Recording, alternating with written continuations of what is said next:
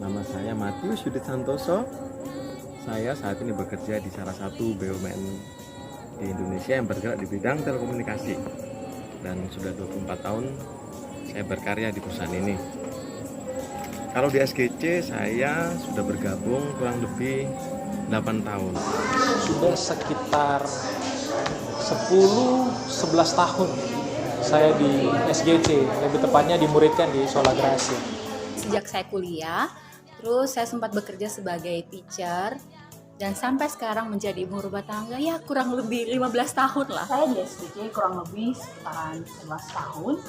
Waktu itu saya bergabung pertama kali, saya masih kuliah di sini.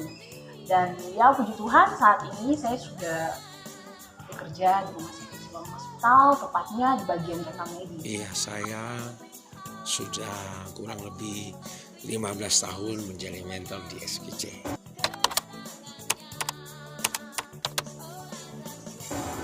Semuanya sok dekat, sok kenal, sok dekat. Jadi walaupun saya nggak kenal, udah dekat duluan. Susah sih, tapi yang itu yang paling saya tahu. Terus anak-anaknya seru, kompak, kebersamaannya.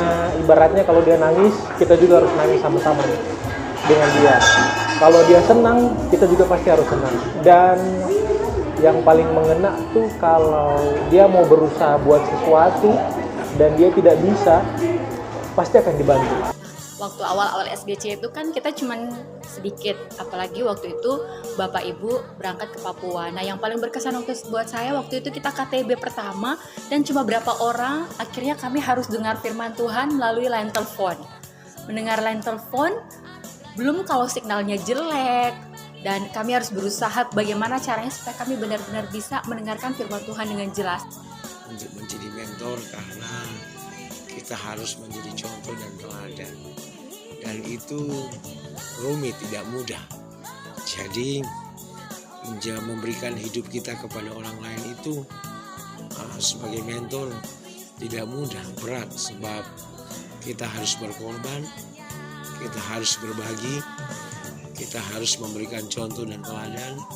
Mereka atau murid-murid beribadah, saya melihat wah ini ada sesuatu yang berbeda di komunitas ini. Murid-murid beribadah, murid-murid dengan disiplin, mereka on time, mereka juga beribadah dengan sungguh-sungguh ya, tidak main-main. Sekalipun waktu itu tidak ada mentor rohani yang mengawasi mereka atau hamba Tuhan yang ada bersama-sama dengan mereka. Ini membuat saya jadi penasaran, luar biasa, kenapa mereka bisa begitu Pada saat ya? saya bergabung itu adalah bagaimana bangun pagi-pagi itu harus bangun. Habis itu, waktu itu saya masih kuliah, jadi pagi-pagi saya kuliahnya jam 7, bangun pagi, sebelum itu saya harus baca Alkitab dan itu tuh saat dimana tapi itu sangat yang Tuhan itu melatih saya untuk lebih baik, jadi lebih baik. Aduh, mau mulai yang mana ya? Banyak sekali sih. Baca Alkitab. Lucunya di mana? Ya bagi sebagian orang tidak lucu sih, tapi bagi saya itu lucu. Kok lucunya di mana? Kayak gini loh. Harus bangun pagi, baca kitab 5 pasal. Tahu dong Alkitab nggak ada gambar coy. Udah gitu kan ngantuk. Terus sambil baca, sambil saking meresapinya, masuklah saya di dalamnya. Dengan cara bagaimana? Mimpi coy.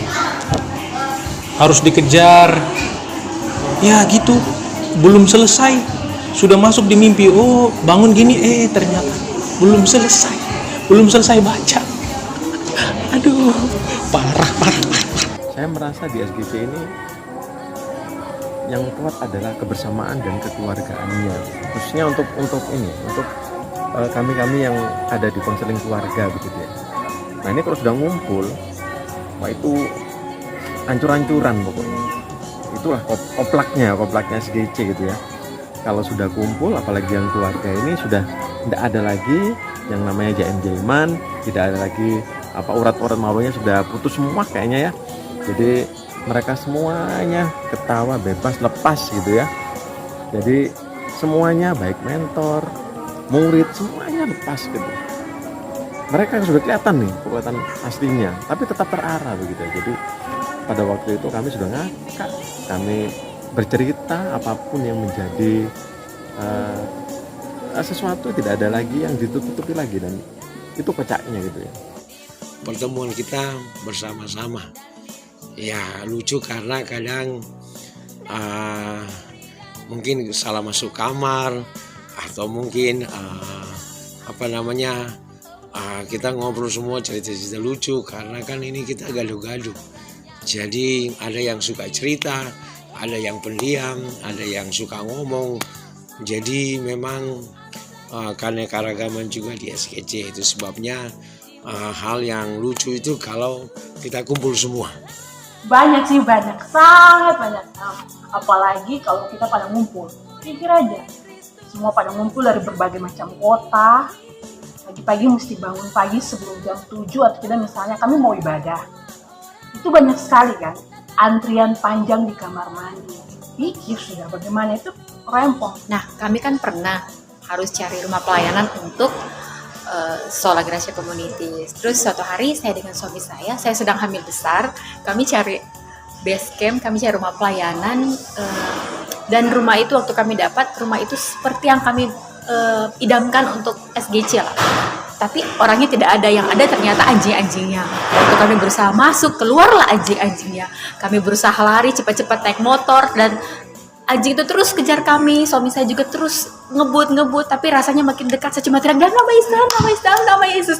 Dan itu menjadi salah satu pengalaman yang lucu tentang perjuangan-perjuangan dalam pelayanan SGC.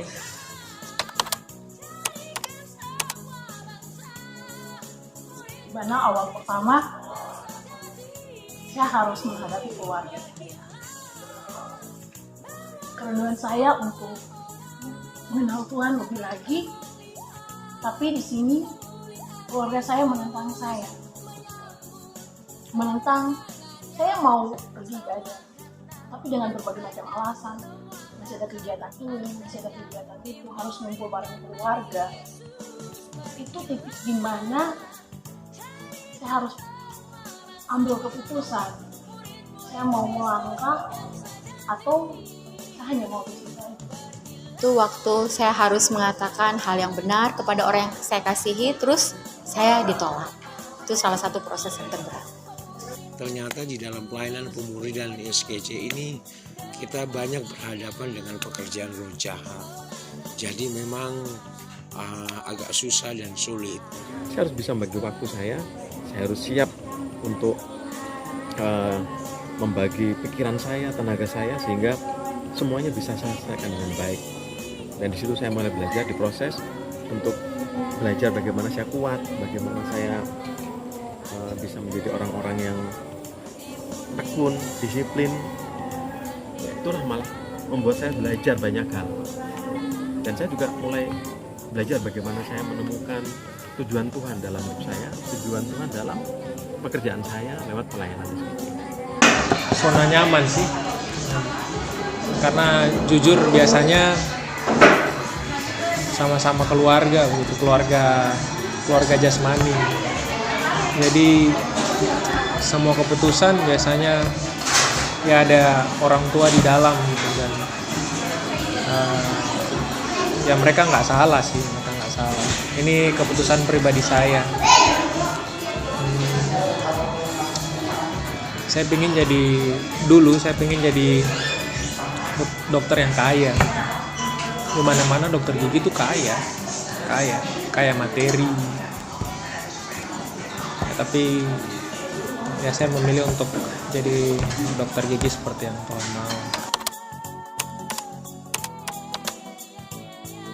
Kerinduan saya buat murid SGC adalah mereka punya murid di kemudian hari, karena misi pelayanan SGC adalah dipulihkan untuk memulihkan, dimuridkan untuk memuridkan orang lain. Semoga SGC semakin luar biasa, terus kreatif, inovatif, dan mau belajar hal yang baru. Saya ingin SGC ada di mana-mana. SGC ada di mana-mana. Di kotaku, di kotamu, bahkan di kota-kota di mana kamu belum pernah ketemu.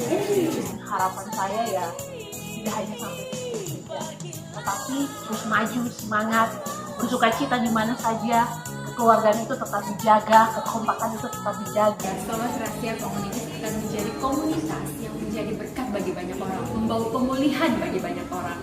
Selamat ulang tahun buat semua keluarga besar SGC yang ke-15 tahun. Salam sholat rahasia, maju terus di dalam Tuhan Yesus. Selamat ulang tahun yang ke-15. SGC semakin maju, semakin jaya, semakin dipakai Tuhan, dan menjadi berkat bagi banyak orang. Selamat ulang tahun Solas Rahasia Community, keluargaku di dalam Tuhan yang ke-15 tahun. Semakin jaya, semakin memberkati, dan terus jadi berkat. SGC, semua kita dan kita semua. Tetap semangat SGC di ulang tahun yang ke-15 ini, saya percaya semakin maju, semakin dahsyat bersama dengan Tuhan. Selamat ulang tahun yang ke-15 Solas Rahasia Komunitas.